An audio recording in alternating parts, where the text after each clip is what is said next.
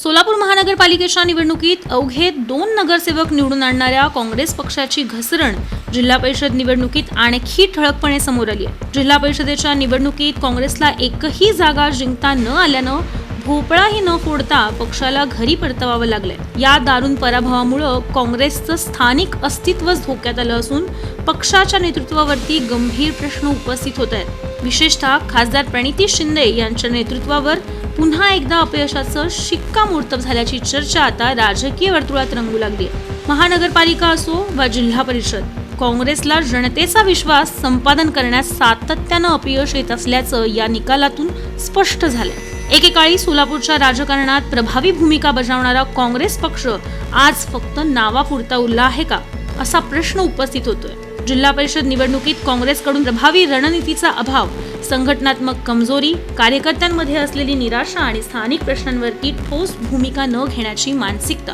ही पराभवामागील प्रमुख कारणं मानली जातात। दुसरीकडे भाजपसह इतर पक्षांनी आक्रमक प्रचार, मजबूत संघटन आणि स्थानिक नेतृत्वाच्या जोरावरती मतदारांवरती पकड मजबूत केली आहे। खासदार प्रणिती शिंदे या सोलापूरच्या राजकारणातील प्रमुख चेहरा मानल्या जातात, मात्र त्यांच्या नेतृत्वाखाली काँग्रेसला सातत्यानं अपयश येत असल्यानं कार्यकर्त्यांमध्ये अस्वस्थता वाढताना दिसते।